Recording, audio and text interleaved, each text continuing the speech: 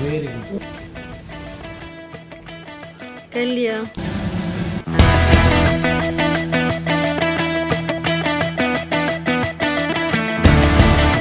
Sunday हुआ तो क्या हुआ, पूजा पाठ तो बिल्कुल टाइम से होना चाहिए। और आज धूप भी निकली थी, काफ़ी मज़ा आ रहा था।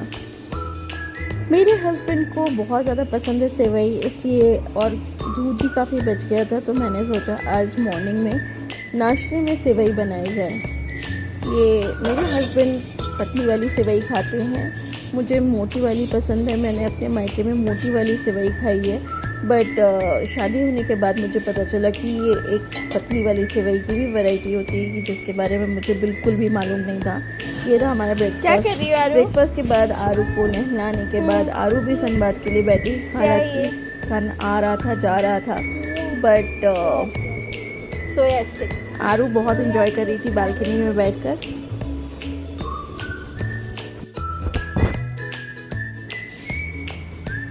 इसको बड़ों जैसी हरकतें करने में बहुत ज़्यादा मज़ा आता है। इसको लगता है मैं बड़ी हो गई हूँ, मैं भी बाल सुखा रही हूँ मम्मा की तरह। आज था संडे, इसलिए मेरे हस्बैंड का भी ऑफिस नहीं था। दोनों मिलकर मेजरमेंट ले रहे थे। एक्चुअली जैसे मैंने बताया है कि हमारे घर में डाइनिंग टेबल आने वाला है, तो वो कैसा दिखेगा, कितनी दूर तक आएगा, उसका मेजरमेंट हम लोग ले रहे थे, क्योंकि फाइनल डिसीजन आने वाला है। तभी आरू ने अपनी एक ड्राइंग दिखाई, आप देख सकते हैं। ये तुमने बनाया है? Very good. वाओ, कैसे किया तुमने? नाम भी लिखा है? ये क्या लिखा है? आर्या। वाह, हार्ट भी बनाया है। Very good, very good. Friends, आप कमेंट करके बताएं आरू की ड्राइंग कैसी लगी आपको। क्योंकि आज संडे था, तो मेरे हस्बैंड के पास भी काफ़ी टाइम था आरू को देने के लिए, तो वो उसे ABCD सिखा रहे थे लिखना। एक्चुअली आरू के क्लास में ABCD लिखना स्टार्ट हो चुका है, और इसका काफ़ी पढ़ाई मिस हो गया, क्योंकि ये काफ़ी दिन बीमार रह गई, तो ऐसी कुछ प्रैक्टिस कर रही थी। ये नए तरीके से ज़मीन पर लिखकर प्रैक्टिस कर रहे। ABCD इसको ओरली तो आता है, बट उसको लिखने में अभी थोड़ी सी दिक्कत होती है, तो वो क्या कर रही थी, आसपास चीज़ें लिखी हुई थी उससे रेफरेंस लेकर वो जो भी उसके पापा बोल रहे थे वो चीटिंग करके लिख रही थी। आजकल के बच्चे भी इतने जुगाड़ू हो चुके हैं, इतनी कम उम्र में इतना ज़्यादा दिमाग चलता है कि मैं बता नहीं सकती। कर लिया। वाओ, किसने दिया? पापा ने दिया है आपको? वाह, दो ब्रेसलेट हो गए तुम्हारे पास। गुड, दिखाओ। तुम्हें अच्छा लगता है? पहन के दिखाओ। Wow, that's nice, so beautiful. आज यहाँ पे हैदराबाद में कोई एक फेस्टिवल है, लोकल फेस्टिवल है, बुनालो फेस्टिवल, जो यहाँ पर सेलिब्रेट हो रही थी हमारी सोसाइटी में।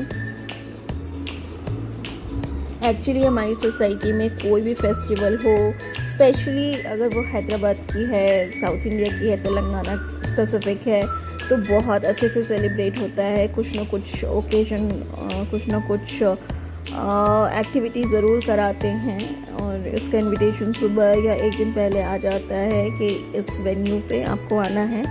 एंड जैसा कि आप देख रहे हैं, ये बिल्कुल मेरे घर से सेंट्रल पार्क है, और most of the activities, we are so lucky कि जितनी भी एक्टिविटीज़ होती हैं, most of the activities, not all, यहाँ पर होती है। तो हमें घर से ही सारे के सारे चीज़ें हम देख सकते हैं, अगर नीचे ना भी जा पाए तो भी। जैसा कि आप देख सकते हैं वीडियो में म्यूजिकल शेयर हो रहा था। काफ़ी लोग तो नहीं आए थे यहाँ पे, ऑलमोस्ट 1800 फ्लैट्स है, उस हिसाब से तो बहुत कम लोग थे, बट हाँ यूजुअली लोग ज़्यादातर आते हैं। आई एम नॉट श्योर क्यों नहीं आए थे। ये हो गई थी आर्या रेडी जाने के लिए। इसने कहा मुझे भी नीचे जाना है मम्मा, मुझे भी देखना है सामने से क्या हो रहा है, क्योंकि इसको काफ़ी सारे बच्चे भी नज़र आ रहे थे नीचे, तो इसने कहा कि ये अच्छा तरीका है, ये अच्छा मौका है बच्चों से मिलने का। तो हम फिर चले गए नीचे। जब तक आप इसकी एक्टिविटीज़ देख रहे हो यहाँ पर, तब तक मैं आपको रिव्यू बताती हूँ। मैं वापस आऊँगा का जो लेटेस्ट मूवी आई है, जो रिलीज़ हुई है नेटफ्लिक्स पे। सो बेसिकली उसमें पार्टीशन जो हुआ था हमारा 1947 में, उसके बारे में दिखाया गया है कि हाउ इट ट्रॉमेटाइज पीपल, किस तरीके से वो जो इवेंट हुई थी पार्टीशन वाली वो कितने लोगों के लिए ट्रॉमा जैसा था, और आज तक लोग जो है वो कड़वी मेमोरीज भूल नहीं पाए हैं। और अगर मूवी की बात करूँ तो जो मैक्सिमम पार्ट है एक्सेप्ट लास्ट 30 मिनट्स उसमें स्टोरी बिल्ड करने की कोशिश की है। मतलब ऐसा है कि आप साइड में मल्टीटास्किंग कर सकते हो, कुछ और भी एक्टिविटी कर सकते हो, आपकी मूवी कहीं कोई मिस नहीं होने वाली है। जो लास्ट 30 मिनट्स है ना वही मेन मूवी है कि तो आप लास्ट 30 मिनट्स तो आपको मूवी में देना ही पड़ेगा। और इसके अलावा बाकी इंडिपेंडेंस डे आ रहा है तो आप ऐसी मूवी देखना पसंद करोगे, अच्छे टाइम पर रिलीज़ हुई है तो अच्छा लगेगा आपको, आप ट्राई कर सकते हो, देख सकते हो।